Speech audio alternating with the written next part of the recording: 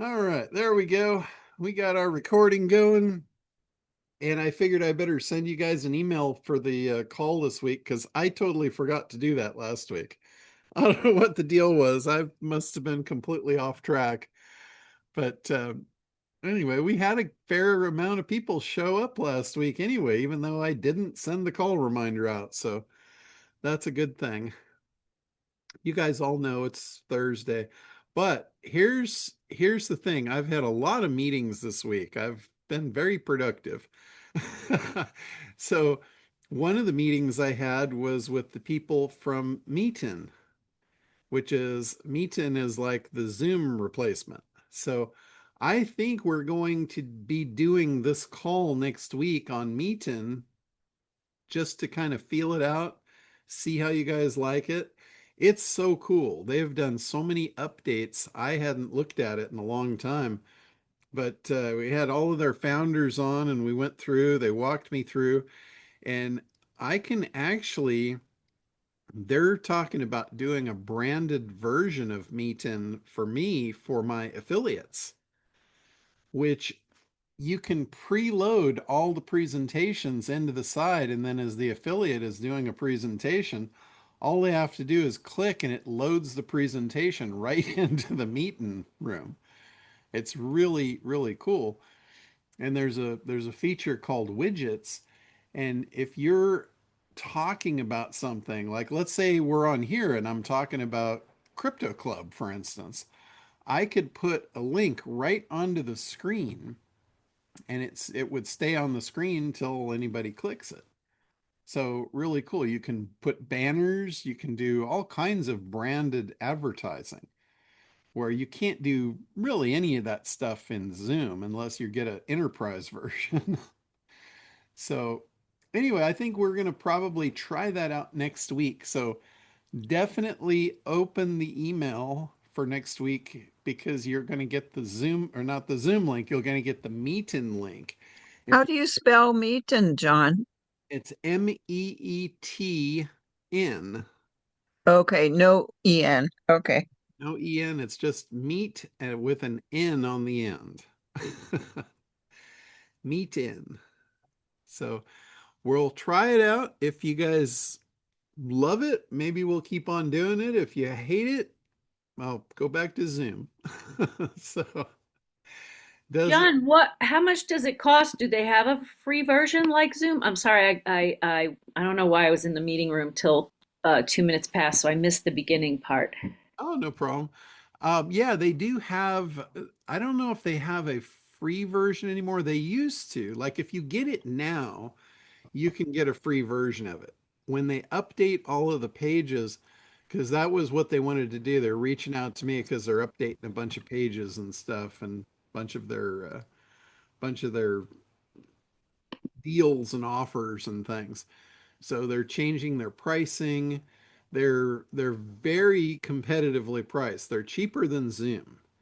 And when I looked at all the features and how nice and branded the whole room is, it's just like, wow, that is way easier. If you're going to do screen share, um, it's way easier to do screen share. Another thing that's positive about it is it runs in a browser window. So you don't have to load a Zoom meeting room. So there's a lot of positives to it.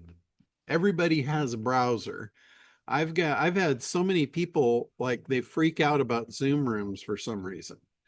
When I do my 15-minute private consults, there's so many people that are not used to Zoom. I know we're all used to it here, but if you're doing work with other clients, they might not be used to that.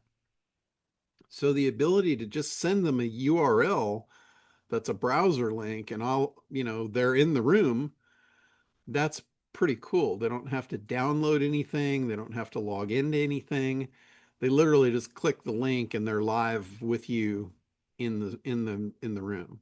So that's some pretty cool technology for sure. And I don't know about you guys, but if any of you have tried the new LinkedIn version of this, the the Microsoft meetings and all of that.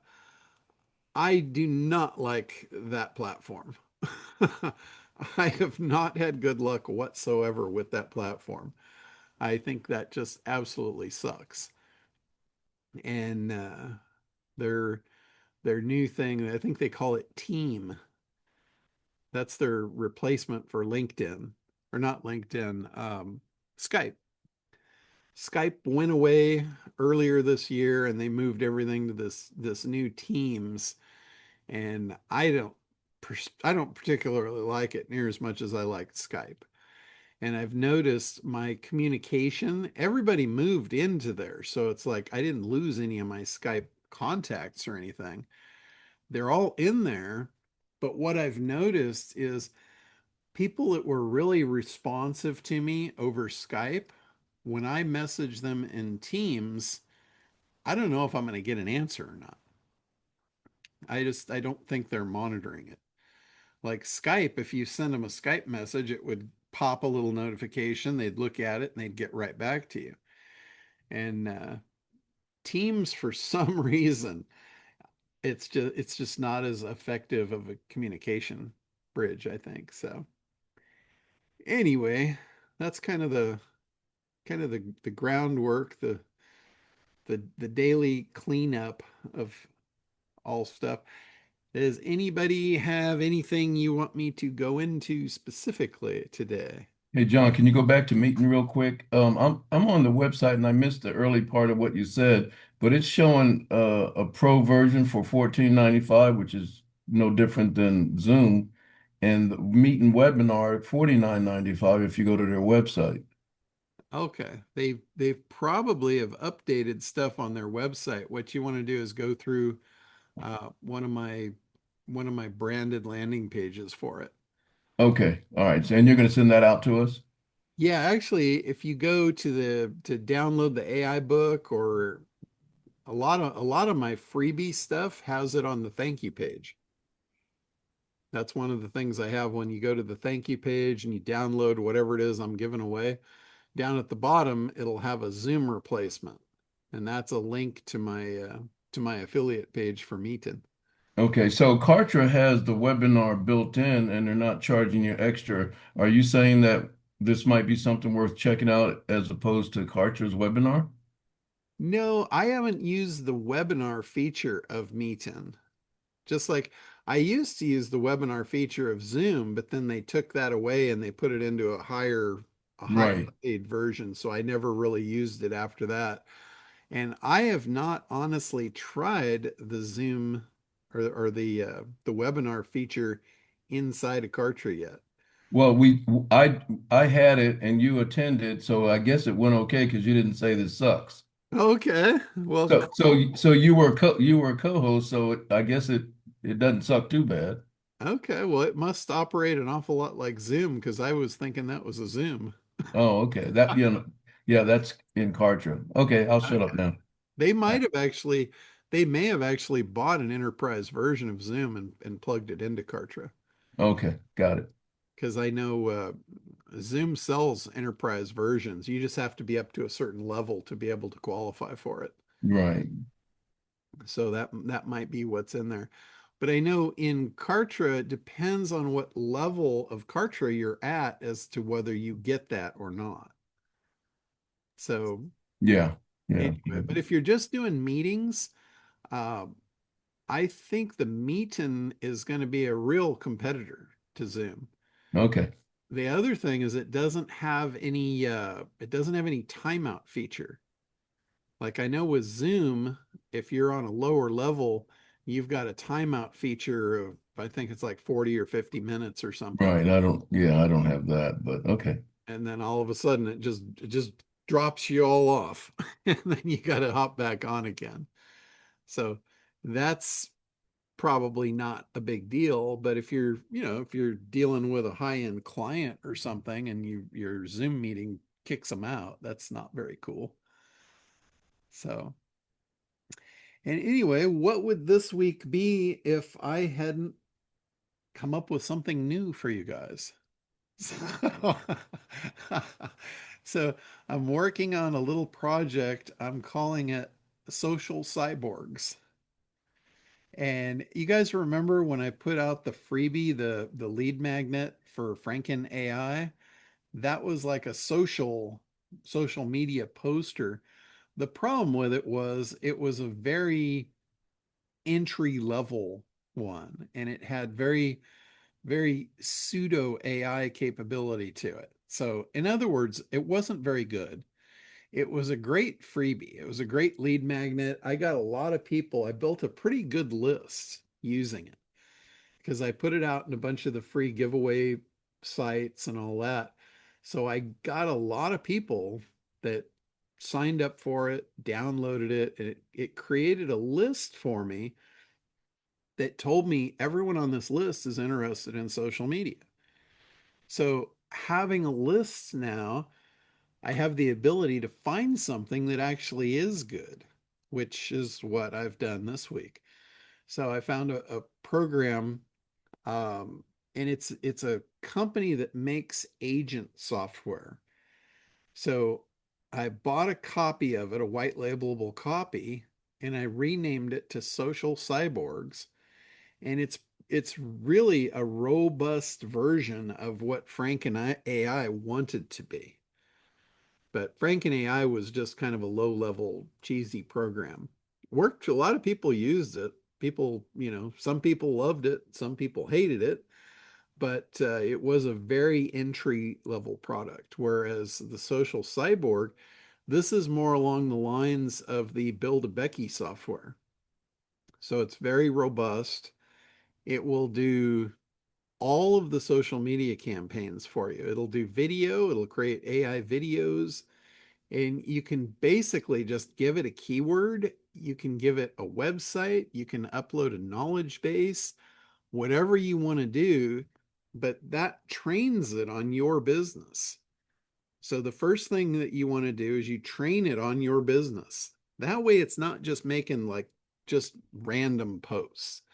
The Franken AI thing, you gave it a keyword and you didn't know what the hell it was going to make. And a lot of it was not good. It wasn't really stuff that you'd want associated with your channels or your social media pages. But this one actually goes to work and it learns your business. It learns about your products, learns about your services, and it will actually create stuff that is in tune with that. And it'll create an unlimited amount. you know, so that's pretty cool. And what I'm looking for right out of the gate is an opportunity for somebody that wants to come on and play with that, learn it, maybe help me make some video tutorials about it. But for the most part, a, I want a good case study of, hey, here's how you use this thing. Here's what it did for me.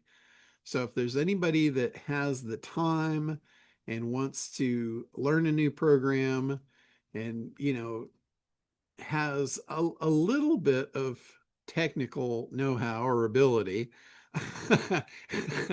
that's what I'm looking for. I'm looking for somebody that I can give this to and they can run with it, um, without coming back at me for a lot of guidance because I'm new to it as well. So, and if I'm going to have to learn it, then I don't need somebody to do that. So I'm looking for somebody that wants to take that load, go through it, come back, say, okay, this thing's great.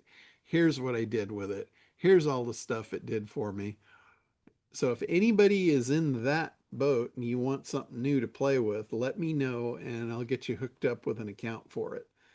And you can have your way with it. And then once we get that, then I'll probably wind up releasing it as a new product, another AI product in the line. So cool stuff. Boy, I'm sorry I missed that because I'll probably be interested. I will go ahead and watch this over and Okay. Yeah, see it's what the new social cyborg. Oh, okay. So it does social posting. It'll do all the social accounts, but what it does, it learns your business first. And then it will create memes, images, posts, videos, and it'll just go ahead and strew it across all your social media channels. So So when is that going to be available? I have it available right now for anybody that wants to play with it, uh, learn it, and get me a case study. I don't want to really release it as a paid product until I get to a certain point with it. But if I would anybody, be happy to do a case study for you because I have already created quantum apps for creating social media content, and so I could use that set of prompts to train this on my business because I've done a lot of work on this already, and so I have a lot to feed it, and that would be cool. And yeah, then, so does it post for you? it does. It posts for you. You can actually tell it, hey, I want 10 posts a day on each of these 10 channels. Okay, well, let's talk about because I'll roll up my sleeves and work with it because I've already been doing this kind of work. Okay. Yeah. So I'm actually poised to clobber something like that if you Nice. wanted somebody to work with it. Yeah, I definitely want it clobbered. This is going to be a great one for anybody that's like an agency owner because in the program you can create as many accounts as you want. Hmm. You could set this up like you could actually do this for your attorneys. Mm. You could go I out know, and and in I guess 3 weeks, I'm doing a half day workshop, and one of the topics is the ethical use of AI. And I'm going to talk about creating social media content and blogging and blah, blah, blah. Like not doing legal work with it, but doing sure. legal marketing work. So if I had a product like this, that would be a perfect time to launch it. Okay. Well, you will have. So I've got a case study as well, John, that I could use that on as well, okay. like a hypnotherapy business. Sounds like a social media SE nuke from Yeah, back in the very, day. yep, very, very similar. It's Yeah. really an SE nuke type of product for sure.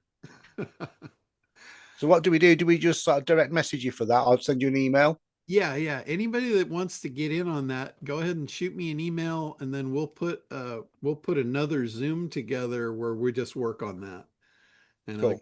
get you access and we'll put some cool marketing materials together for it. Brilliant. Yeah, I'll do that. Or you'll put in a meet in and not a Zoom. Yeah, yeah, that's probably true. I probably will do that. Very, very cool.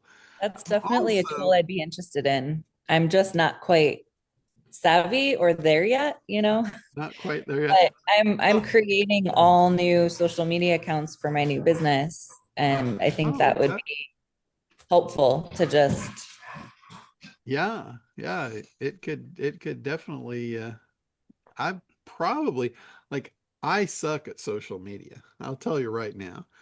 I don't really do much of anything on social media. If you see posts like in some, I've got some old pages, I don't even know what they are, honestly. But I think I've got an ACT marketing protocol page on Facebook, and I've got, there's several different things out there lingering. And if you see posts on them, they weren't posts for me. I've got, auto posters from years ago that I set up and I don't monitor them. I have no idea what's going on out there. But it's obviously not good because it's not bringing me any business. So, do you know if it's smart to like the best times to posting? um, I don't know offhand myself because I just don't do much social. I've never get in there and, really taken a look at it to do that. I can tell you like from an email open rate, my best open rates are on the weekends. especially like Sunday afternoon. And a long time ago, I used to do like when I would come out with something, I would always do a Sunday Zoom call on it. And I would have so many people on that Sunday Zoom call. It was crazy. And I think it's just because people are busy during the week. So I would assume that that would be the same with social media. Yeah, Facebook Insights used to give us a good look at that, and I actually know mine for at least the one page. So I still do that even though I don't see the insights anymore. What did you find as far as being the best times? For the Everyday Spacer page, there are two peaks actually. One of them is about 8, 9 in the morning, and they shift a little bit at times, as you watch every day. Uh-huh. And then the next one is like 11, but the 8, 9 a.m. is definitely the higher. It kind of goes like this and then another. Yeah. What about days of the week? Any? They were the same. Every single day was just about the same. Wow, interesting. Yeah. Okay. When I send things like I've sent shorts to YouTube at 11:50, boom, huge numbers of views. Emails late like that, 10, 11 o'clock. My group are night owls, of course. Well, I know I've done over the years, I've done several surveys for this particular call. And I always put out, do you guys want the call at a different time? And this is across people, on even on different continents. And it's always come back the same. They always want this call Thursday at 11. It's like 70%. And I'm like, it blows me away. I'm like, wow, everybody is so in sync. So that's why I do this call Thursday at 11. If I got feedback that that wasn't the right time, I would change the time because it doesn't matter to me when I do this call. I could do it any day of the week and pretty much any time. But this is the time that I've gotten the feedback on is the ideal time for the call. Now, sure, there's some people that have other commitments that can't make it and they have to watch the replay, but for the mass majority of people that are in this space, this seems to be the right time slot. So that's why I'm here Thursday at 11. So Yeah, you just got to keep testing all the time. yeah, yeah, it's good stuff. I don't know if you guys are in tune with crypto at all, but I've been doing a lot of research and stuff for my crypto club. And there's this one woman, Linda P. Jones, and she's from Wall Street. She does a podcast, and she's like one of the gurus in that space. And it's funny because I've recently been thinking I should get her to come on to my crypto call and talk to everybody. She's awesome. And it was so interesting because Sunday she called me out of the blue and said, I don't know if you remember me or not, but this is Linda P. Jones. We met, and I'm like, oh my God, I do remember. But I had not, until she said that, I hadn't remembered that I met her like 10 years ago. And we actually had lunch and chewed the fat. And I don't know where she heard, but she had heard that I was doing a crypto club and she wanted to know if I would like her to come on and talk to the audience. And I'm like, you are just reading my mind here. So, anyway, I'm going to have her come on and share some of her thoughts. She's a big advocate for XRP crypto.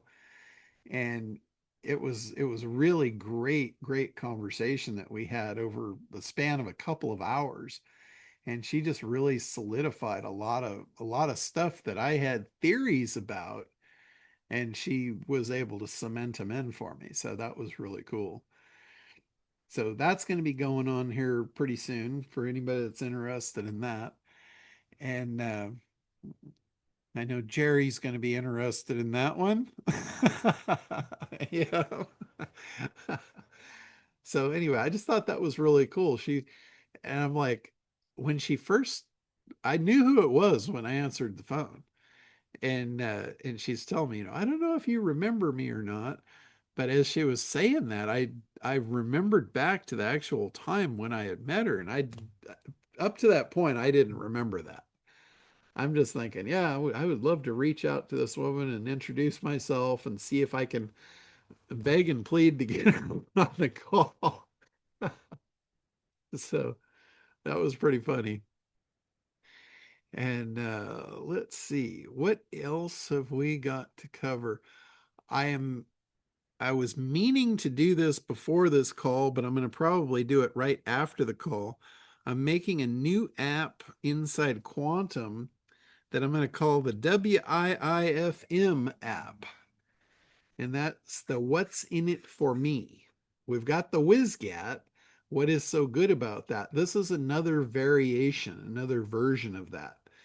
And the What's in It for Me, this is a really important piece of your marketing, because so many people they talk about the thing, and I know this is really hard to get over, because whatever you've got, it's yours and you're in love with it and you want to talk about it. But the honest truth is, the person that is going to buy it, they don't really want to hear all of that. What they want to hear is, they want to hear what is in it for them if they do buy it. That's far more important from a marketing perspective. And it's really difficult, even for me, it's difficult for me to do this as well, because we're so close to the fire. We're too close to our own stuff to be able to see it from that outside perspective of what really is important about this. And that's where that WizGat formula is so powerful. That Ron Popeil guy, he was literally able to take a person that had invented or created a product or whatever. And this is somebody that's never sold anything in their life. They're a product creator. And he puts them on live TV to sell their product. Now, that is a recipe for disaster, right? That is an absolute recipe for disaster. And they would sell millions of dollars worth of product by doing it. And his secret formula to that was WizGat. What is so good about that? That's what WizGat stands for. And he would bring the person on. The person would be very nervous, for one. They wouldn't know how to sell their stuff to save their life, for two. And they're putting them on live TV, for three. Like I said, recipe for disaster. And he would come on, he would ask them, what's the name of the product? Simple, right? They know the name of the product. They can answer that. So they answered the name of the product, and he said, oh, that's cool. What is so good about that? So that what is so good about that question, put side rails on them. It's like a slot car. You don't have to know how to drive the car. You just put it in the slot and say go, right? It's like the rides at Disneyland. You don't have to know how to drive. The car is on a rail, or the boat is on a rail, whatever they put you in. It doesn't matter what you do with the steering wheel, it's going to go the same place. And that's what WizGat does. It puts you on that rail so you can't screw up. You can't run the boat aground. You can't crash the car, because you're on the rail. And whenever they get into that, they say the what's so good about that. And then Ron Popeil, at some point, when they start to run out of steam, or they start going off the rails, he stops them, and he brings up one of the points that they just made, and he said, now tell me what's so good about that. And he just puts them right back on the rail. And he usually does that about 10 times during that infomercial. And by the time you're at the 10th one, you have actually dug down deep enough to have the actual gold of why someone would have that product.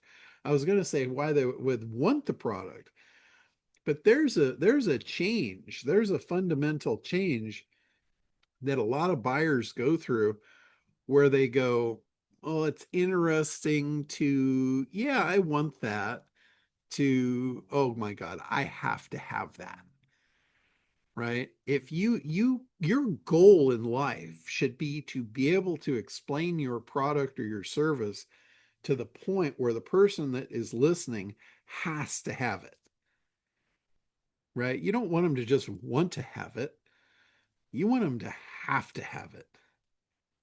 And that's what some of these things will help you do. Like the WizGat formula, that is exactly what it was made for, and it works. It works really well. The what's in it for me formula, it's the same thing. It's just a different angle, a different version to it. And also the buying triggers. I gave you guys the master class on buying triggers. I identified 20 of the top buying triggers and showed you how they work, showed you how to use them, and then created the quantum tool that creates them all for you in one shot. So you've got, like, if you use the buying trigger tool, it's called the buying trigger engine or whatever, it's whatever I named it. I don't even remember. That was last week.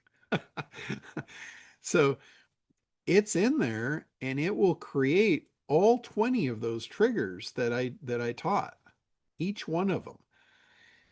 It'll show you why it's important. It'll give you the framework of it in regards to your product or service. And then it actually gives you an example of using it for you, for your product or service. And then it also says this would be a good buying trigger to be stacked on top of, and it gives you a second or a third buying trigger to combine it with. So that's really powerful stuff. These are all tools that you want to use when you're creating your marketing. So you all need a presentation, right? If you don't present your offering, you're not going to sell it. You have to be able to present this. Like, you could have the best thing in the world in your pocket and it's just going to stay there until you bring it out and show it to somebody and make an offer of it, right? This is the same thing. That's what your marketing is. Your marketing is the pulling it out of your pocket, showing it to somebody and creating demand and desire for it. So you have to have a presentation. Now, in the real world, you've got salespeople that do this all day long. Their job is to present. A lot of times they don't write the material. They're just delivering the material. You've got a marketer. A marketer and a salesperson aren't the same person. A marketer is more of a mastermind. It's like the Wizard of Oz behind the curtain. The salesperson, and what you'll find a lot of times, the marketer is an introvert. The marketer is not necessarily an extrovert. A salesperson, absolute extrovert, complete, unadulterated extrovert. So if you are an introvert type and you prefer to keep to yourself, and you like, networking events just make me want to throw up. The idea of going to a networking event and talking to people, that just makes me want to hide under the table. And I'm fearless. But, there's other things I would rather do. That's not my comfort zone. I prefer to have smaller amounts of people and be much more intimate with them, like private coaching and, working with a small team or whatever, guiding a small team. That, for me, that's where I shine. I don't shine out in the spotlight.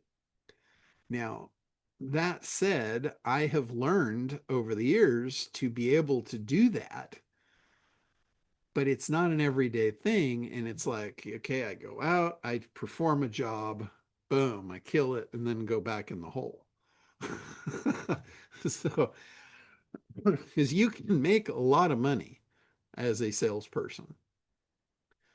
Sales salespeople are the highest paid people on the planet. I don't know if you guys realize that or not, but as far as time for dollars, a salesperson that figures out how to take a message to masses, like a speaker on stage or a speaker that's doing conferences and things. They're doing the message to a mass. They're not doing it one on one. What about copywriter? They tend to say they're the highest paid. It's sort of the same thing, right? Yeah, copywriter is on the marketer side. Generally, a copywriter will be an introvert. Okay. Copywriter is a person that likes quiet, they like solitude, they're highly focused. You put them in a room full of chaos and they're going to fall to pieces. That's typically, typically the modus operandi. So if you got to understand where your strengths and your weaknesses are. If you are the introvert and you're more of a marketer, this is your job, is to create the presentation. You need to engineer all of the stuff that needs to get presented. It doesn't mean that you need to present it yourself. Like, think about that. A business owner that's at the top of the pyramid in a business, he's not out doing the presentations. He is directing at a high level product creation and direction of market. He's doing market research, he's figuring out what the markets want, and translating that information down the line to the rest of the team. Like, he'll take the research down to the copy team or the marketing team, and he'll say, okay, here's what we've got. Here's the people that wanted it. Here's why they wanted it. Create the messaging and pass that down to the sales team so they can go out and sell it. If you're a solopreneur and it's just you, and you're the top of the pyramid, the middle of the pyramid, and the base of the pyramid, then you got some challenges ahead of you. It's best to figure out like where your strengths and weaknesses are. Like, for me, I'm really strong on the top end of the pyramid. So if I'm going to venture down into the bottom end, I'm not going to do one-on-one presentations. I've done them, and where it makes sense for me to do a one-on-one presentation was in the commercial world, where I was going into a client and this was going to be a $50,000 to $100,000 payoff. That was worth my time. For me to go in and spend an hour to sack one of those was worth my time. And I would literally just put myself into the mindset of, we all do stuff that we don't necessarily really jump up and down for joy over, but the reason we do it is the payoff. A $50,000 check, yeah, that makes me jump up and down for joy.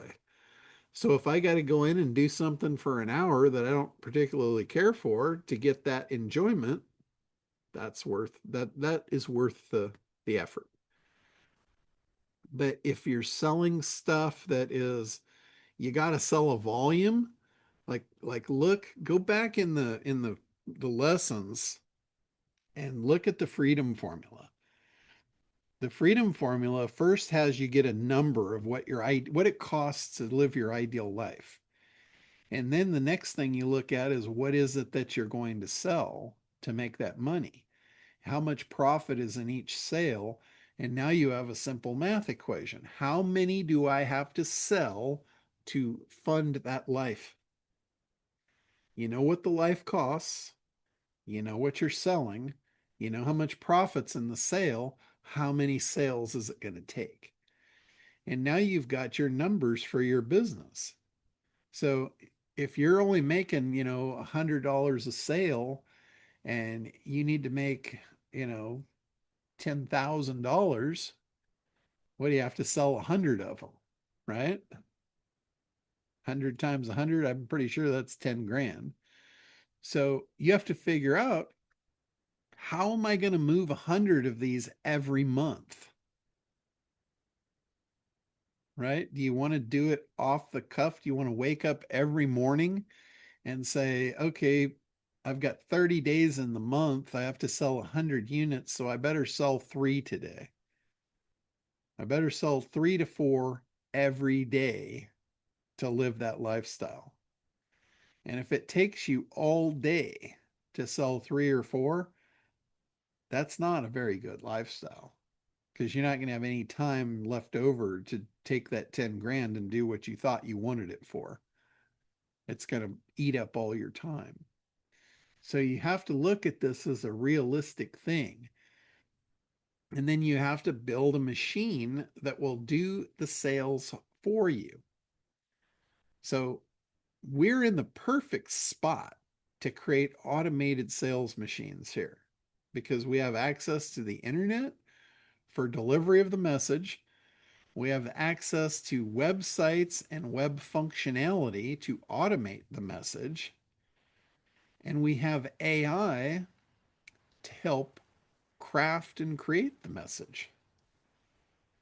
So we're living in a dream style world right now. I don't know if you guys really get that.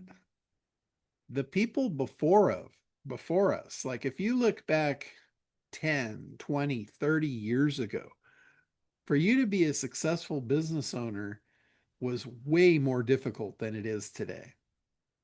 Like for you to do a business 30 years ago, you actually had to go and rent a space for you to go out and have a legitimate business. You don't have to do that anymore. You had to go out and spend expensive advertising. You don't have to do that anymore.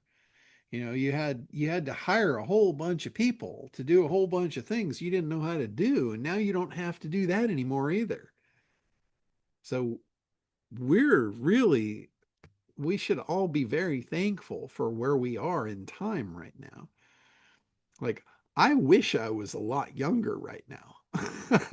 If I would have had this, what is at my fingertips right now, if I had this 30 years ago, holy shit, what I would have done with it.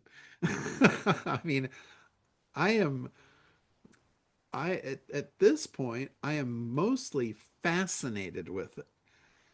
I don't really need it to build an empire. I've already done that. I did it the hard way. So I don't need to do that, but I'm looking at how easy it would be at this point to build an empire out of literally nothing. You don't have to even have any specialized knowledge. Back then, you had to have specialized knowledge of what you were doing to be successful. Now you do not. Your specialized knowledge now is how to ask Chat GPT what I need specialized knowledge in, and could you give it to me? That's all you need now. You can ask it about a market that you don't know anything about. You can say, hey, it looks like there's a lot of people over here. It looks like this is a lucrative opportunity. Can you confirm that? And it's doing your research for you. It's answering your questions. Like with our white label is a perfect example. I've used this over and over. If you don't have a product, you can create an AI suite of tools out of thin air right now. You can do it like in a day. You go to Chat GPT or Perplexity or whatever your favorite tool of choice is, and you just say, I'm in the X market. Can you tell me if this is a good place to build a suite of GPT tools? And it'll tell you yes or no. If it says yes, go, could you give me the top things that people in this marketplace struggle with that I could create GPT tools for that would be highly valuable to them? And it'll spit out a list. And then you can take that list into the white label and you can go into the God mode tool and you can build the tools. And when I say build the tools, You only have to tell it what you want the tool to do, which Chat GPT told you. And it will build the tool for you out of thin air. Like all of the tools that you see inside the Quantum Suite, I built all of those tools using the God Mode tool by telling it what I wanted it to do. I didn't do any of the coding. I don't know coding. I'm not a coder. It just built the tools for me. My coding language is English. English is the coding language that I know. I can say I would like a GPT tool that creates buying triggers. Here's my list of buying triggers that I want to create a GPT tool for. And here it comes. Boom, magic. And then I can go over to the Act Imager and say, hey, I need an icon image for a tool with this name that does this. And boom, it makes me an image. That's the button. You guys see all the buttons of all the tools. Those were all made with the Act Imager. All the tools in there were made with the God Mode tool inside the white label. So the only tool outside of Quantum that I used to build those was I used the free version of Perplexity. And I used that to do the research of what tools I needed.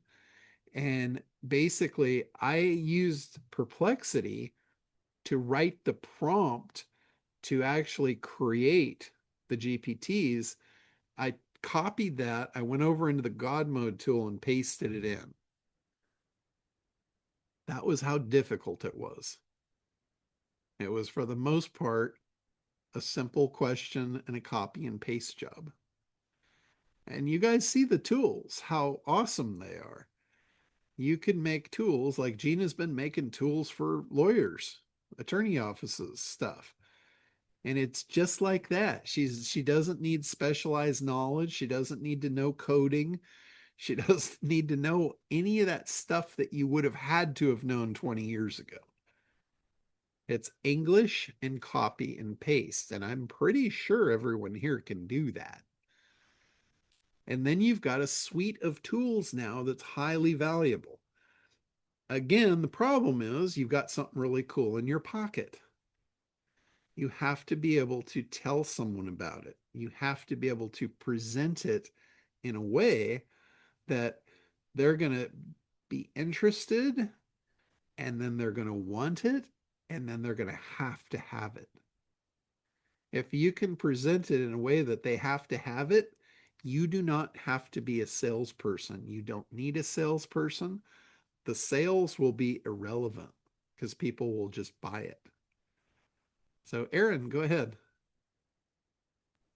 Is God mode just in the white label package?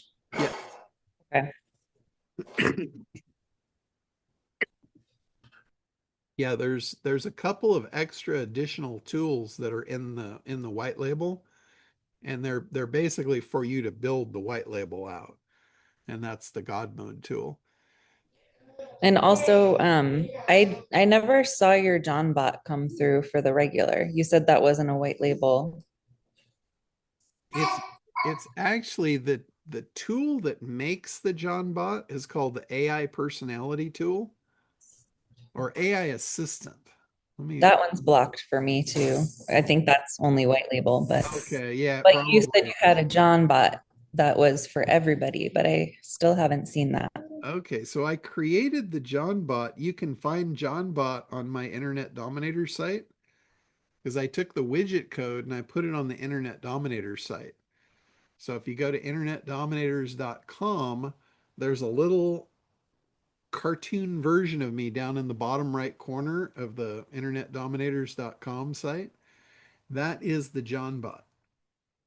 And it's running from inside Quantum.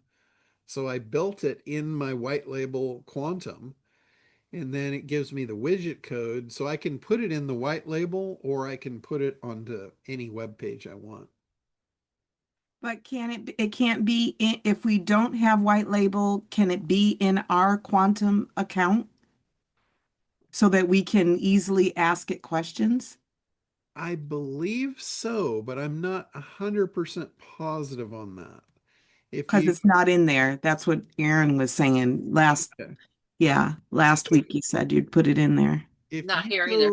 if you go into the quantum suite, do you see the one that says AI assistant on the bottom row? AI assistant. It's not in a folder, it's out in the open.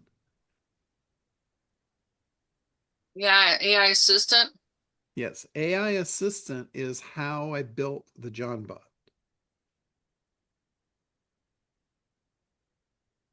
So that's how it was created. So I'll share my Well, screen. for the non white label, mine says locked. If I Okay. click AI assistant, it says locked. Yep, here Okay. too. Okay. So yeah, so that is another tool that's available in the white label. So like if you're going to do a white label, that tool gives you the ability to put an AI assistant for your white label on there. AI spokesperson works. Yeah. Right, but we're not, at least I'm not asking for the ability to create an AI assistant. I just like the ability to use the John bot to ask questions. Okay. Yeah, you can do that if you just go over to the Internet Dominator site.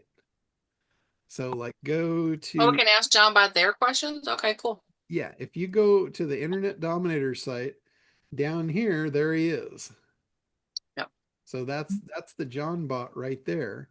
And you can go in there and you can ask him, any questions you want. So every time, though, we have to put in our name and our email every time we have a question. I'm not sure. I think once you do it once, I think it remembers you because it opens up a Oh. string for you. Because I know it's a lead magnet, and so that would really like bog down your lead. Um, I have one more question while I'm here. What happened to, I can't, like when I search an app, um, I forgot what I was gonna say. Um, yeah, how come so never mind. I think I got the answer. So it used to be that there was this list of apps that we could get access to, but now it's like unless you know that the app exists, then the only way I can get to it is searching. The example is the Rico Brain. Um, I wasn't seeing it on the main dashboard, and Okay. so I did a search for it, and then it came up. Yeah. So what I've been doing, because there's so many tools now, it's overwhelming. Mhm. If I put the tools all out in the open, you'd be scrolling and scrolling and scrolling through them. So I've broken them down into categories. So the Reco Brain is inside the business tools. Now, Oh, when I first created it, whenever I first create the tools, I always put them on the front page so you can see, oh, okay, here's the new stuff. But then after a while, when I create other ones, I take the older ones and move them into the proper boxes.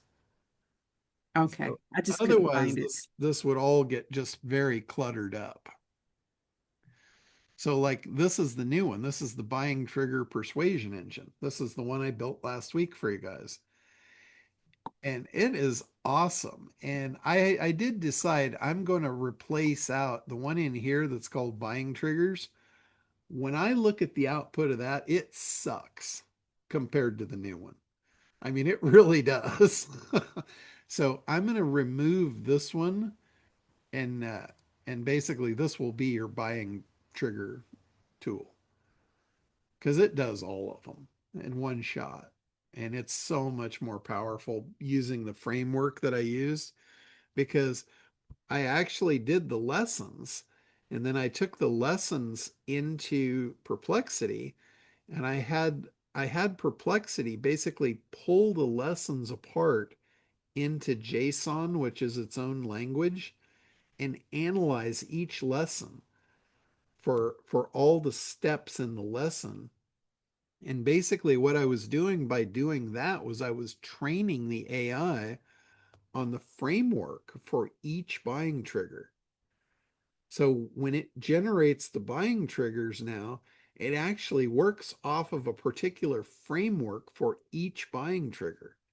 And it learned the frameworks from me by breaking each lesson into JSON so it could analyze it in its own language, which was really cool. I mean, that might sound like it's, oh my God, that's way too much science for me, but it's really simple stuff. It's just if you don't understand what I mean by JSON, JSON it's a computer language. It's like a programming language, and it's the native language of the AI. So when we speak to the AI in English, it's using JSON to try and understand what we want. And then it's converting it back to English. So all I did was I said, I want you to analyze this not in English. I want you to analyze this in JSON. And I want you to come back and show me what this looks like in JSON. J, So John, how do you spell JSON? it's J-SON. Thank you. So what it would do is it would come back and it would show me what this looks like in its language. And then I would say, okay, that's really cool. Now I want to make a GPT using these frameworks. And that's how I was able to build that tool. And when when you look at this thing and you look at the output, loss aversion is the first trigger, and it does all 20 of the triggers. And it says, it gives a breakdown of, one of the things in the lesson was I was talking about, why this works. So this particular thing, why this works for Jessica Palmer, who is the avatar that this is made for, and the home story video service is the product. So this is literally taking your buyer and your product and saying, here is loss aversion for this specific buyer for this specific product, and this is why it's going to work. Here's the framework. So it's going to tell you exactly what it's going to do in the framework to create this. And then here is the sample persuasion copy. So this is the loss aversion trigger. And then I was talking about stacking it. So here's stacking advanced angles of it combined with the scarcity trigger. Only 3, and then there's a little example, only 3 video slots this month. And then social proof. Add it with the social proof thing. 5 brokers in your area booked last week for amplified urgency. So it's combining scarcity and urgency through social proof on top of the loss aversion. So it basically told you, put these 3 together for an absolute bombshell. And then it also says the common pitfalls, things to watch out for. Like overstating losses without data feels manipulative, so don't do that. Use real MLM stats. Avoid generic fear. Tie losses specifically to Jessica's local market and family buyers. So it's basically giving you everything you need to know. And then it moves to the next one, which is anchor bias. It does the same thing. Why this works for Jessica and that product. The framework, the copy, the stacking angles, and the pitfalls. And then we move to social proof. It just keeps going, 20 in a row. This tool is incredibly powerful. To have 20 of these all figured out for you in a matter of a minute. And this is the new buying trigger persuasion tool in Quantum, the regular Quantum suite, right? Not the white label or the agency, John? Correct. Yep. Okay. Buying trigger persuasion engine. So yeah, this thing is, and like I said, I'm going to replace the buying trigger tool here because when I looked at the output of this tool compared to the new one, it's night and day. It makes this one look like junk. And knowing what I know now, I mean, at some point I can come back and I can improve all these tools that I've already made to make them 10 times better with what I learned about training it with its own language of JSON. So this is, this isn't just stagnant. This isn't just like, let's create a product and, leave it for the wolves. I plan on making this thing, dynamic and incredibly powerful for the long run. But anyway, yeah, the AI assistant here, this is where you create the John bots, or you could create an Alley bot for your white label. And you basically just do create an AI personality.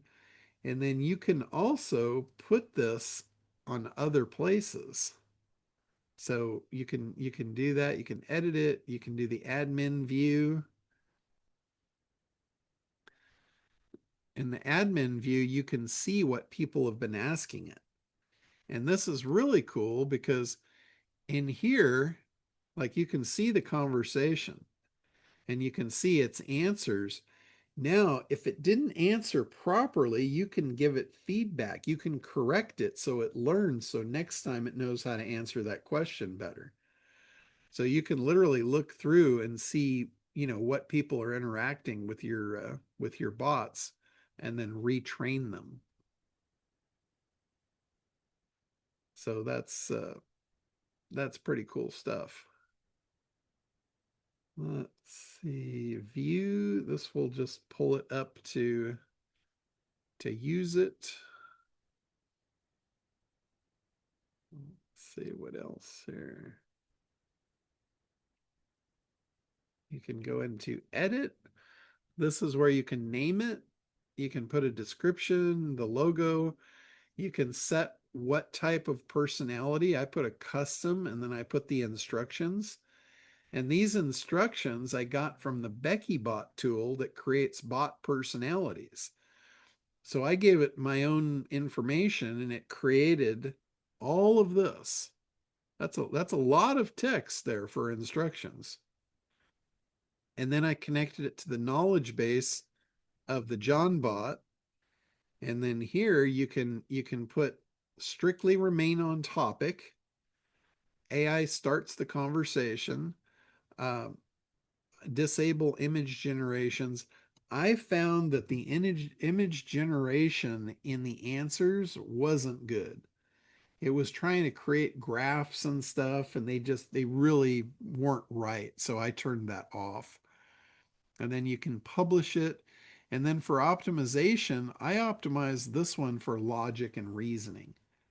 So you could do for creativity.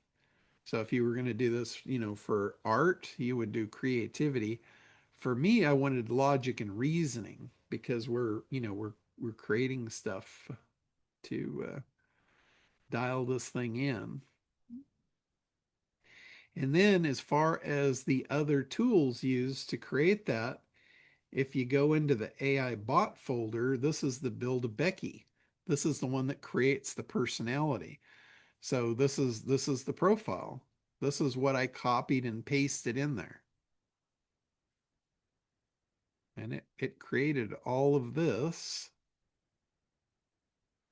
I mean, this gives all your background, how you were raised, your thoughts, and it also gives you the prompts to create the image. If you're creating a fictional character, it'll create the image here and it'll create a Pixar type headshot for it if you want to use like an animated type character, a cartoon character. But this is the stuff over here on the left you have to fill out for it to create this. So you have to put in a fair amount of information.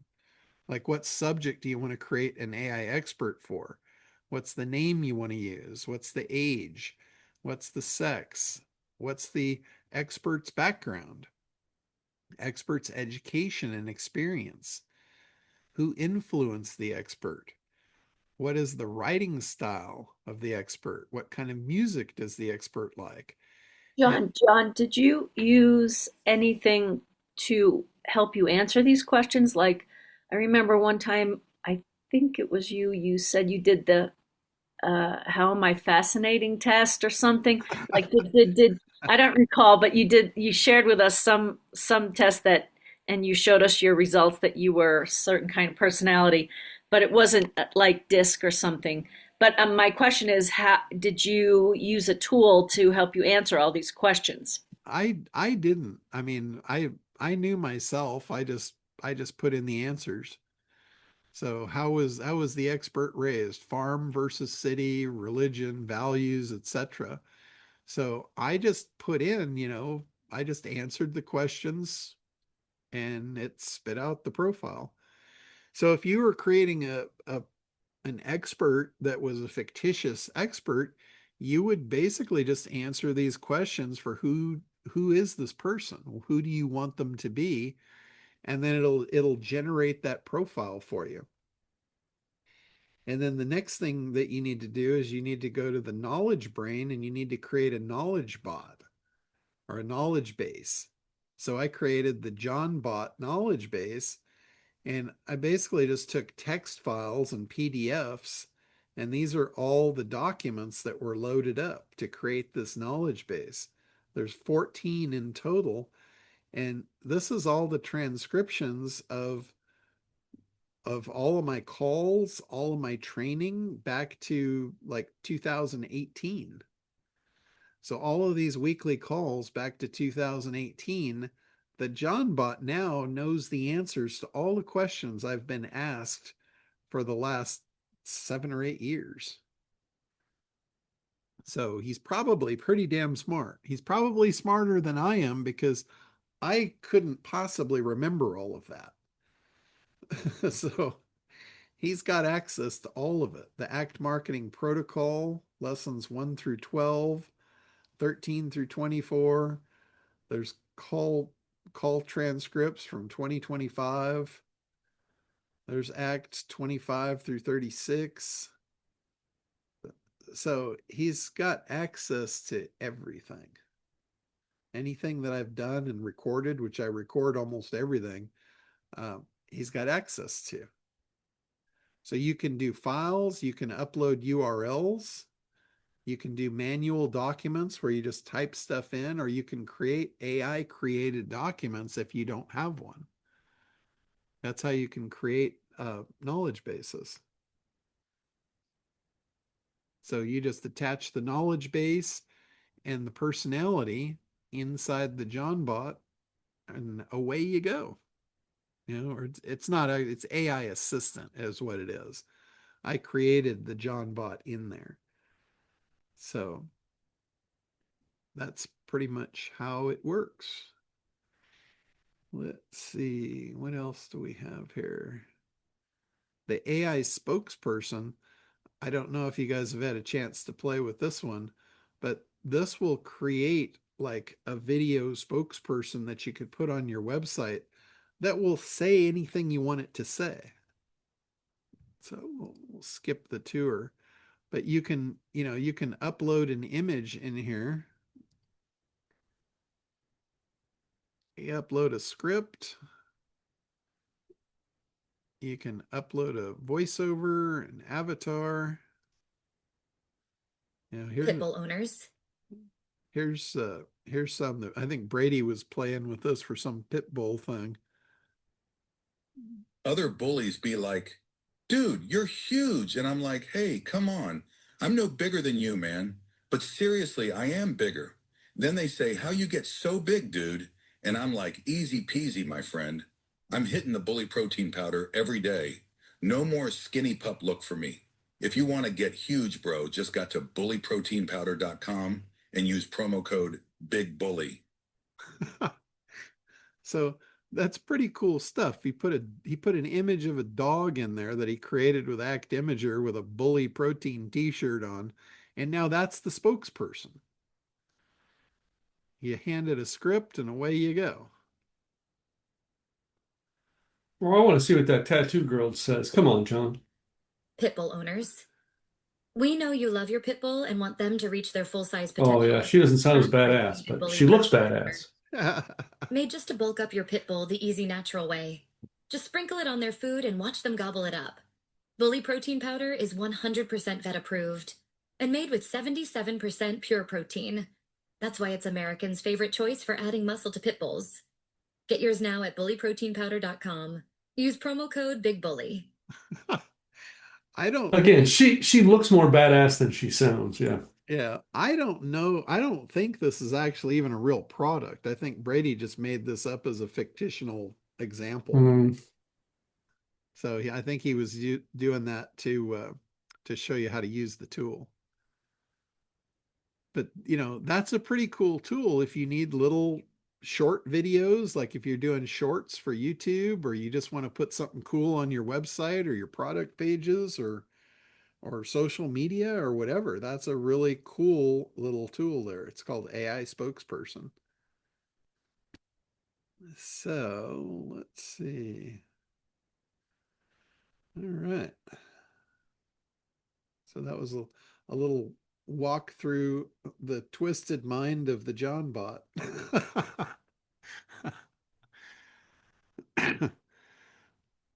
Any questions about anything or? Yeah, John, I have a question. Is there like, do you have a little um, like for like quantum, the regular, not the agency or the white label, the regular quantum?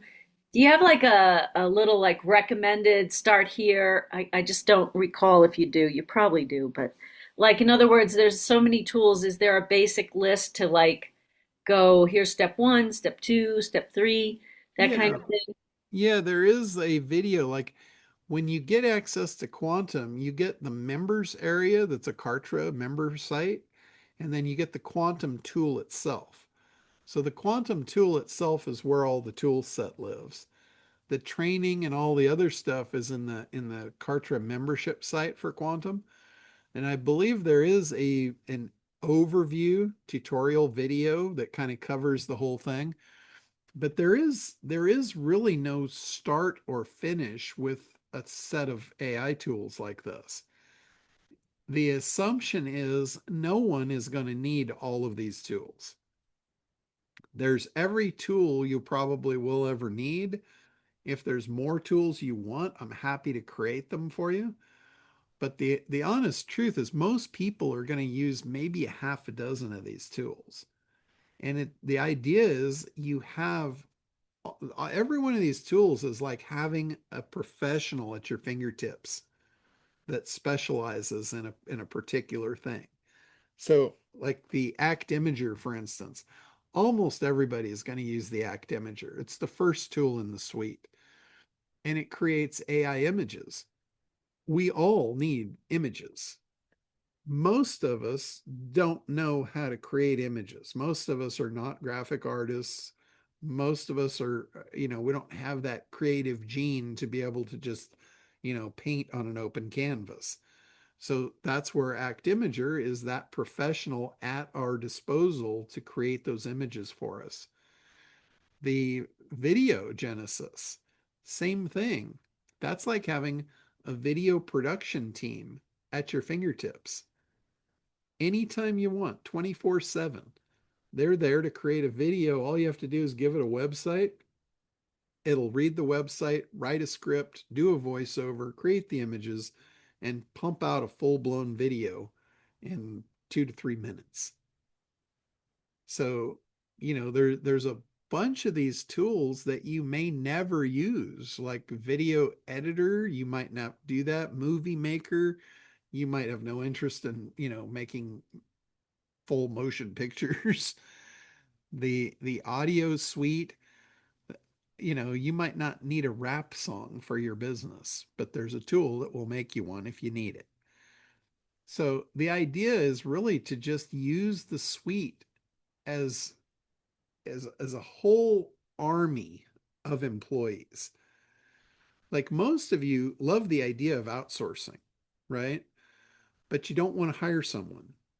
You don't want to have to pay them every week. You don't want to have to train them. You don't want to have to babysit them. It's like a job. Having outsourcers is like a job. Or worse yet, it's like having kids. They need a lot of management and supervision or they're going to get into shit.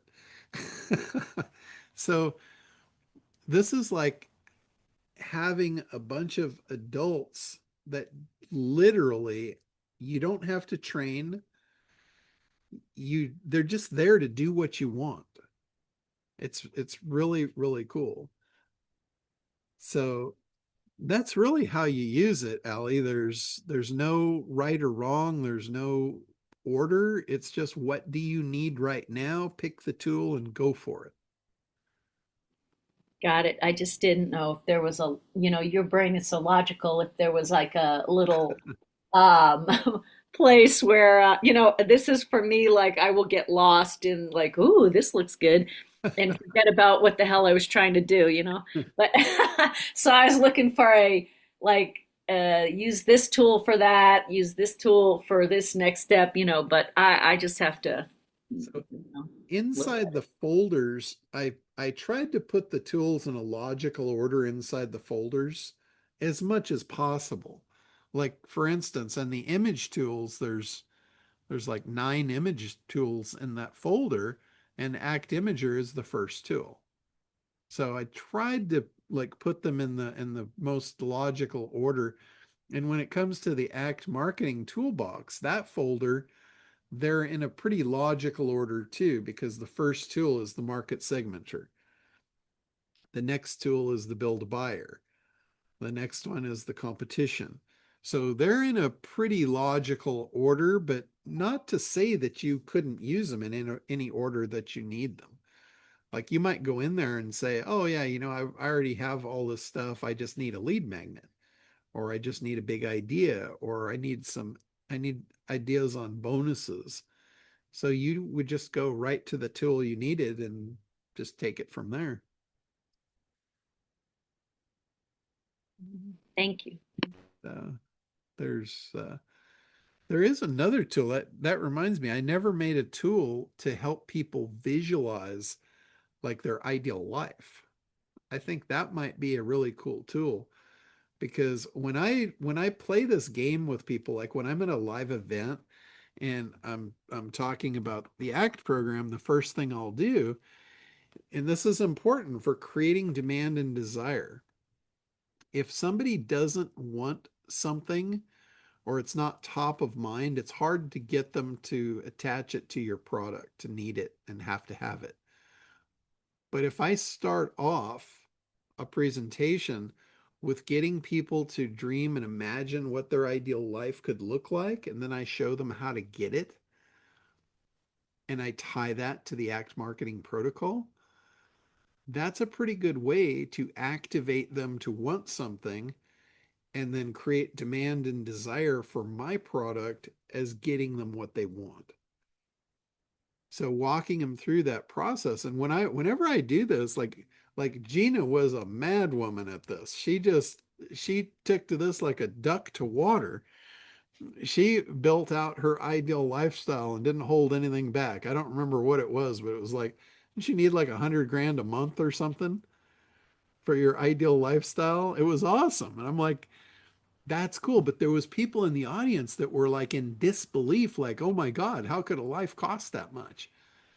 And I said, no, no, it should. You should want that. You shouldn't have a ban or a limit on what you want. If you do, that's all you'll get. So by focusing on that and seeing what that looks like and doing the exercise, you should have seen the look on Gina's face when she said, "Oh my God, I can do this. I only have to move this many products. That's doable." So she went from a place of not ever even thinking in that way to visualizing what she wanted and then realizing, "Oh shit, this is possible." In a matter of 10 minutes. So that would be a really powerful tool because I think a lot of people have trouble imagining what their life could look like or what it should look like because of how, how you've gotten to this point. Most of us are of an age that we figure, well, we've already got the best of what this life has to offer, and you just can't see outside that box that there's more. It's like when you're beaten into submission for so long, it's hard to see anything else. But there's definitely something else out there. And the cool part is it's whatever you want it to be. That's why we're in business. That's why we don't go and work a day job. A day job, that'll never happen. A day job, you're going to make a certain amount. You're going to go to a certain place. You're going to be there at a certain time, and you're going to do that every day till you die. And that is not going to get you that lifestyle. That is going to put you in the box and beat you into submission in that box until you can't see a way out. And that's a dream killer that will destroy everything good you ever believed in. So, when we're kids, we don't have that. Kids dream big.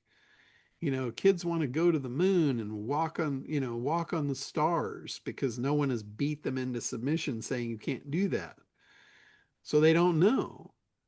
So the idea is you are probably in that same spot. You had so many people tell you you can't for so long. Now you can't see that you can. So that's what that whole exercise is for. That is what it's all about. It's for you to take back your dreams and say, this is what I really want. And then look at how do you get it? It's just math.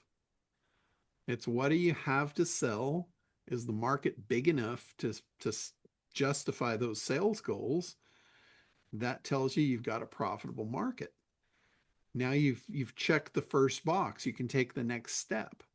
Now you can start creating the marketing plan. So you do the analysis.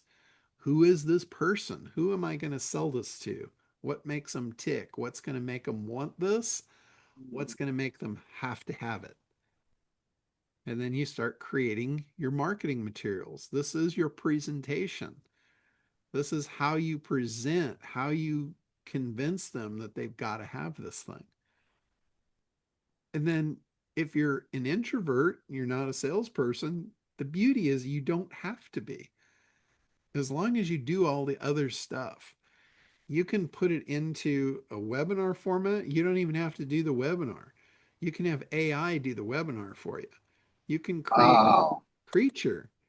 You can create a meme creature like the bulldog you just saw. He can do the presentation for you. You can have that tattooed girl do the presentation for you. You can do what I did and go into HeyGen and create a version of myself.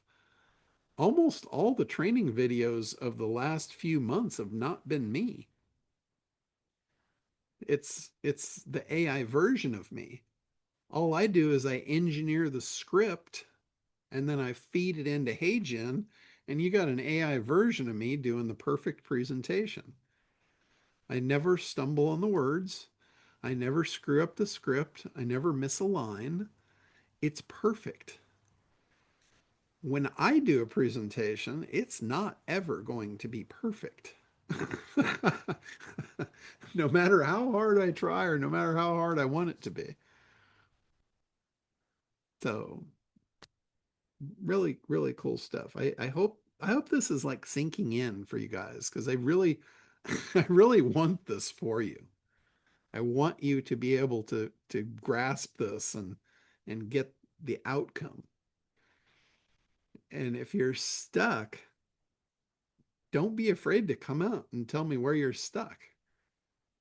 Because I can assure you, wherever you're stuck, I was stuck there too at one point. So, all right, guys. Well, I don't want to bore you with all of this for all day long. Anything else before we wrap up for this week? Aaron, go ahead. So I was going down a rabbit hole because I don't think it sunk in when I was talking to you last week about I was way too broad in my niche, like all of urban millennials. And so then I was looking at, you know, I'm a mom, I'm a millennial, and I'm one of my target clients. But it's like I was struggling finding market research to see if it's a profitable market. And I was asking AI, but then I couldn't really back it. So, what's a fast way of seeing if it's profitable? Yeah, so you can actually have AI back up with proof. Just ask it for it. Okay. Like say, how big is this market? And please reference your source material for it. Okay. And then it'll tell you like where it got the stats. Usually there's stats in almost any industry because there's publications for that industry and they'll all have source stats. So that's where it's getting the information. But that is what you can prove it to yourself with. You can prove that, okay, I believe this because here's where the information came from. It's not just, some AI robot just talking to me. Yeah. He's going out and researching and bringing me back. Here's the stats. Here's where they came from. Okay. John, is that something you do with Chat GPT, or would you do that through Perplexity? You could use Chat GPT. There's no problem at all with Chat GPT. I just got used to Perplexity. I prefer Perplexity. And what I've heard recently is Chat GPT has come a long way in advancement over the last 6 months. So Chat GPT might be every bit as good as Perplexity at this point. But I found when I had made that decision, I was using them side by side, and Perplexity was giving me far better results for business stuff. One of the things I like about Perplexity is that they have a thing called Spaces where you can load a bunch of training content to that, and then anything you do, any threads you create, automatically reference that training material. And so I use that feature. One of the things that's cool about ChatGPT is, unlike Perplexity, where I haven't figured out how to do this, you can ask it to reference a different thread where you had a discussion and it learned a bunch of things that you now want to use. And so you could tell it, go look at that for context on what we're going to talk about now. And Perplexity doesn't do that. So I actually use both tools because depending on what I'm trying to accomplish, one does one thing better than the other. Yeah, that's a cool feature. I didn't know it would do that. I actually asked it. Can you see other threads? And Chat GPT said yes. And then I said, go look at this thread. And it said, oh, yes, we talked about blah, blah, blah, blah, blah, blah, blah. And it basically told me everything that it knows and wanted me to use.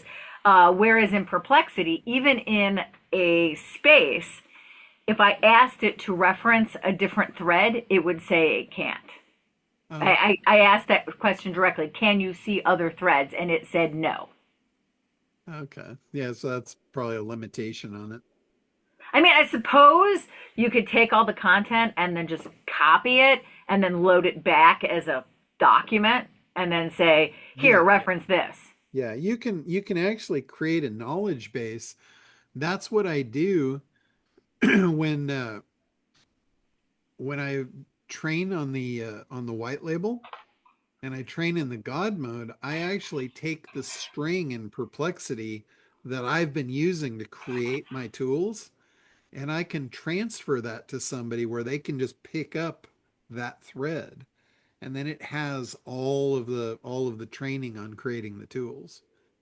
So that might be a way that you can do it in Perplexity, is share the thread and then pick up where the thread left off. Huh.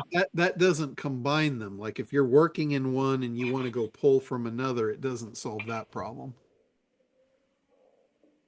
But you can definitely share those between other users. So that's a cool thing. Like if you've created a real good knowledge based thread in Perplexity and you wanted to help out one of your assistants, say, I've already got the bot trained, just go in, it already knows what to do, just use that. So you could do that. All right. Anything else, Aaron, or is that it? I've been using Copilot and no one's talking about Copilot. So is that one just not great to use? I like Copilot because the free version I can continue and continue and it knows my eco-conscious brand and it's any question I ask, it's always going back to that. Oh, But maybe it's just not as good as the other ones because you can only ask like 3 or 4 questions and then I time out. I oh just yeah. haven't. I actually have not used Copilot at all so far. And I know there's a bunch of them. Every time I turn around, it seems like there's another one springing up. And I have found like with tools, especially in an emerging market, it's it's kind of dangerous to play with all the tools unless you're just researching all the tools and for information. But for productivity, I think it's best to use a tool until it no longer does what you need it to do, and then find another one. But if it doesn't matter what AI tool you're using, as long as it's getting you what you need, it's the right tool. So, the grass can always look greener on the other side. You could probably be thinking, oh, well, there's got to be a better tool out there, and you can spend your whole life jumping tool to tool, but you'll never get anything done. It's more important to focus at the job at hand and figure out what you need to do and use the tool to get it done. If it does it, great. If it doesn't, find another tool, but get that job done. Don't just hop from tool to tool. Um, that's the best advice I can give you because I know if I did that, I wouldn't get anything done. So, but don't think you're using a wrong tool if it's doing what you need it to do. That's awesome. You don't have to use the same tool everyone else is using. Uh, Janie, go ahead. Yes. First of all, I really appreciate when you talk about a concept and then you demonstrate it. And I really thank you for creating all these practical tools Oh, help other people. Thank you. you keep muting out there. Oh, what's going on with this? I, You're probably touching your space bar. uh, You just muted again. the notebook is on the space bar. Silly. Sorry. No I problem. appreciate when you give us a concept and you demonstrate it. It's really good. And thank you so much for your dedication to creating these wonderful tools and helping us see how we can explore it to improve our service to other people. Yeah, yeah. Well, no problem. That's what I'm here for. I was just I forget who it was, but I was having a conversation just a couple of days ago with somebody about creating a story, like I think it was Delilah. It was like, you need to swing this thing into a story and create a storyline for it because stories sell. Stories bring people into the fold. They indoctrinate them, and they're so much more powerful from a sales perspective because if you're telling a story and the person you're telling the story to can see themselves as a character in the storyline, and then they can see that character getting the outcome that they want, the psychological ties are incredible. And the problem with this, and I saw like with Bo Eason did this at Craig's group. He sold a storytelling thing. And the thing that I didn't like about it was he was all on this view of you have to fabricate a story. And he was so entrenched in this idea of you have a single story, and that is such bullshit. You have 1,000 stories, and you need to know when and where to tell each one of them. And the story might be the same storyline, but it's a different story to a different person for a different reason. Like, you guys might see, or you might have noticed, I've said a lot of things on this call that's the same thing said in a very different way with a different story for a different outcome, depending on who I'm talking to. And the reason is I could say one thing to Randy, and Randy might get it, but Janie, you might just go, I don't even know what he said. Or I might say something to Aaron, and then it lands for Aaron, but Ian's like, oh, I don't know what he's talking about. So I might say the same thing 10 times in here. And every time I say it, different people get it. So, and this is the same thing when you're crafting a presentation. Understanding your audience is so important. It's so critical. And it's so critical that you craft that presentation for that audience if you want to convert. And I'll give you a perfect example of this. When I spoke at Glacier Kennedy, I had 2,000 people in the audience. And if you think that wasn't a skin crawler for an introvert, I'll let you in on it. It was. But you had 2,000 people in the audience, and they were of all different businesses. So I had to walk the middle of the road. I could not focus on any one thing. I had chiropractors, I had dentists, I had people of all walks of life, and I had to sell them an SEO product. So I couldn't be specific to any one of them. But out of 2,000 people, I had 70 minutes on stage, and I walked out the back door with $140,000 in sales. And that was a 3% conversion. 3% of that room purchased. So 3%, you might think, that's pretty good, and there's nothing to sneeze at with 140 grand in your pocket going out the back door. But the next week, at that presentation, I had somebody come up to me and they said, hey, we loved your presentation. We're from the American Dental Association. We're having a conference next week in Colorado, and we lost a speaker. We would love to put you in that slot. And I said, hell yeah. And so I had a 3% conversion ratio to the mass audience. At the dental conference, I took the exact same presentation. I changed 2 slides and 1 word. The word that I changed was client. I changed it to patient, because dentists don't have clients, they have patients. And one of the slides I changed was a direct reference to the damage that was coming to particular industries. And in Glacier Kennedy, I used chiropractors. That was the example I used of the declining economy.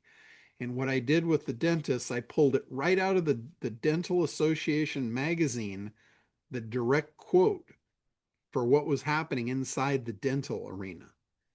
So that was all I changed. I changed those 2 slight things, and my conversion ratio was 43%. I was like, holy shit. So I'm telling you from experience, speaking the right language to the right audience makes a huge difference on conversion. It's really, really important. If you want to speak generically, your conversions are going to suffer. If you can break them into multiple presentations, multiple stories, change the story to who you're talking to, say it in a way they'll understand it. Like if I said clients to a dentist, they're automatically going to think, yeah, this guy he's not in our field. We don't associate with him. He's different. He's an outsider. I would not have sold 43% if I was looked at that way. But I spoke their language. I made them comfortable with me. And I sold the hell out of that room. So I, I didn't have a room full of that many people, but the ones that were there, they converted. I wish I would have had 2,000 dentists convert at that rate. So so anyway, you really, really have to follow the protocol if you're going to be predictably successful. And Janie, to your point, I'll continue to use as many examples and real life scenarios as I have to make my point. Thank you, John. Absolutely. All right. John, Yeah, go ahead. just a very quick one, John, before you could disappear. I mean, I've had a few questions, but you've actually answered them already because of yeah, you've said that yeah, my new video course sounds like Social Cyborg might be perfect for the promotion of it, and yeah, and then I was going to ask you a random question, but I said, what would you do if you were going in internet, what looking for an internet-based business, and it's build AI tools? Then, yeah, Yeah. If I were to start over, like if you took yeah, everything away, uh, one of the biggest criterias that I look for is recurring income.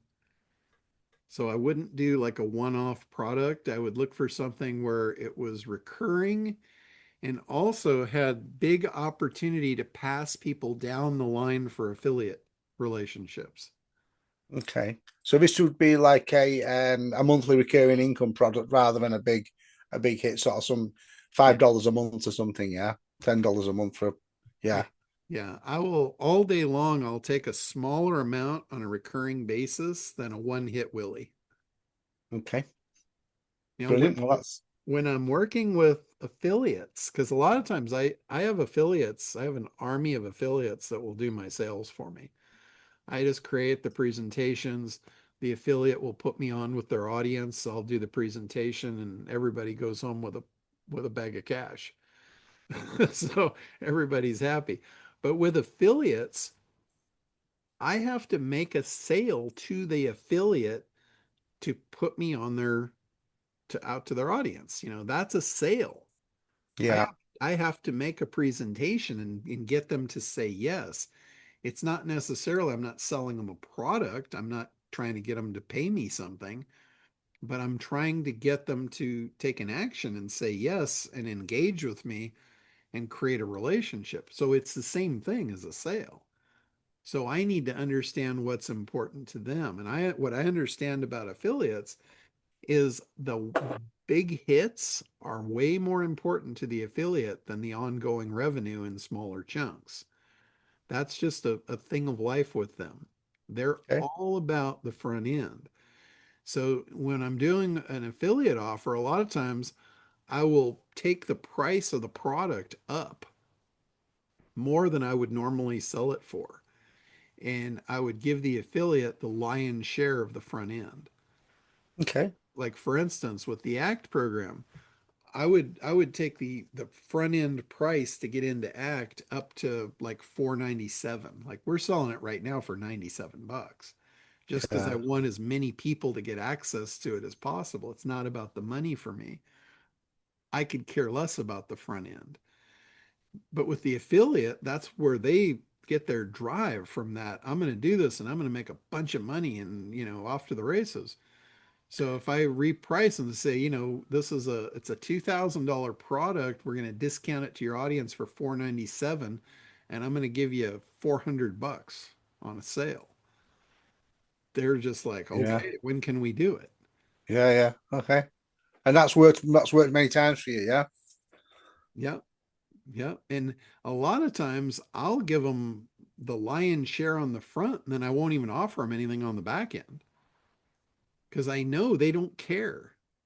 Yeah. I'm leaving money on the table if I give them the back end by giving them the big piece of the front. That's really what they want. They don't care about the rest. Brilliant. Okay, and that's fantastic. That's really interesting, John. Yeah, and that comes down to just knowing your audience, knowing your customer. Because to me, that's my customer. I'm making a sale to that person.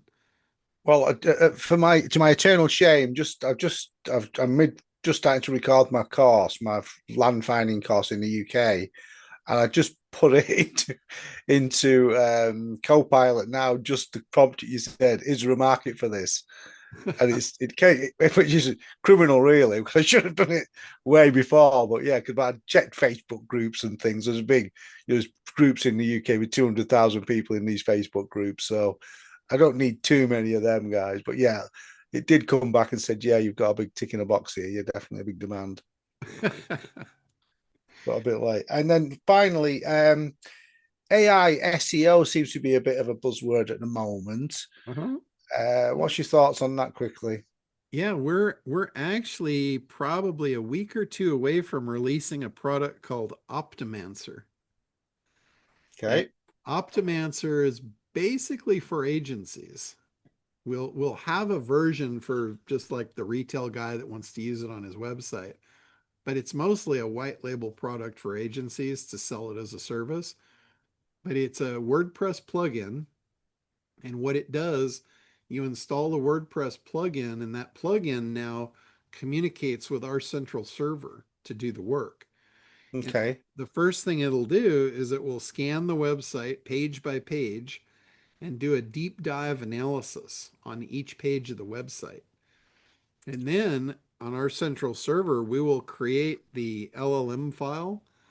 We'll create the FAQ for each page, each individual page. We'll create an FAQ that's AI optimized, and we'll also create the AI schema code. And then the WordPress plugin will then distribute that to all the pages in the site. And it can does it change. only work on a WordPress site? It doesn't, but that's going to be our first rollout. Okay.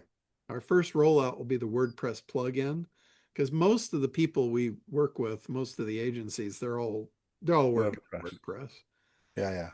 So it'll monitor that site then on an ongoing basis. And let's say the webmaster or the website owner goes in and adds a page or makes changes to a page. It'll then reevaluate it and update the files all automatically behind the scenes. So they don't have to worry. The page will remain optimized no matter what they do. Brilliant. So that's coming shortly then, yeah? I look forward to seeing that. Yep. We're calling that one Optimancer. And then we were originally going to make one big product and call it Rainmaker. We're going to roll back to the Rainmaker brand. But what we've decided is it's too complex to put these all under one shell. So Yeah. we're gonna leave SitePop as it is. SitePop will do the optimization for Google and YouTube specifically, and then the Optimancer will be specifically for AI. And then we've got the AI Dominator program that's like a do-it-yourself suite of tools for all kinds of AI optimizations. So you said Site Pop. Is that something available to us at the moment, or is that a separate tool? Yeah, SitePop is available now. It's the one that sends search signals out to the search engines, Google and YouTube specifically. Okay, and whereabouts would we find that? It's site-pop.com. You can go and look at it there, but if you're going to buy it, shoot me an email and I'll send you a backdoor link, because you can buy it. I'll sell it to you a lot cheaper than it is on the retail on the front of the site.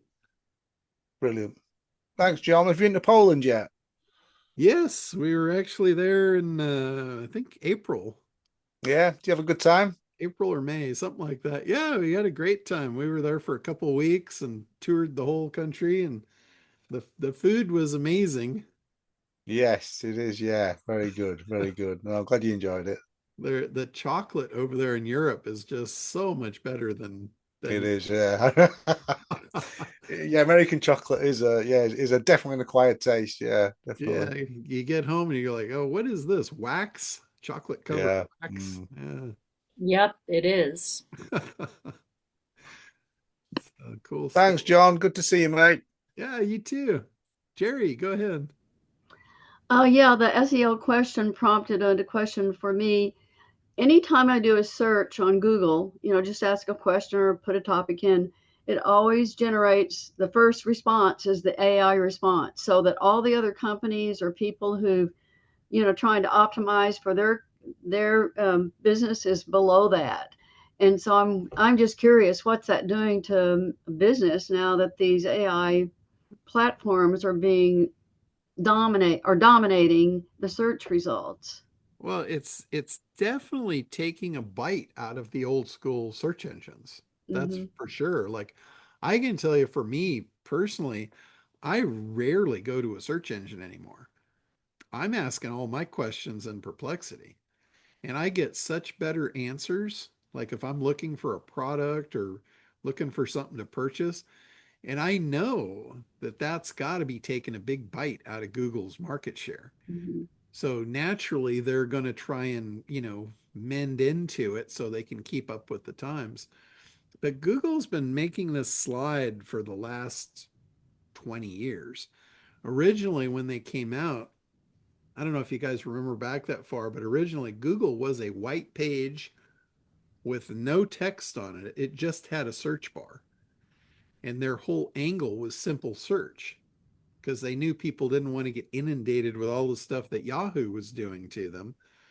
And at the time, Yahoo had such a big market share. People said Yahoo's untouchable. No one could ever compete with Yahoo. And in a very short time frame, Google did the research. They realized people wanted simple search. They don't want to be manipulated. They don't want to be overrun. They don't want to be, redirected. So within a very short window, they overthrew Yahoo and they took control of that whole market. And then once they got control, all their ethics and morals just went out the window and it was all about making money. So if you look at what they're doing now, it was exactly what Yahoo was doing before they came in and cleaned their clock. So I was actually considering doing some consulting with Bing and telling Bing how to beat them. Do it.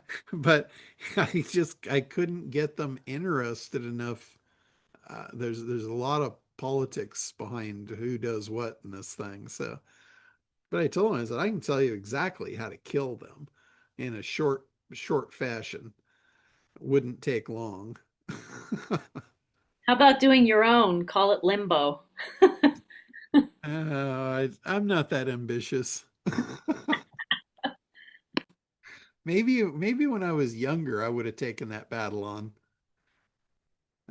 Now I need too much boat time to keep me happy.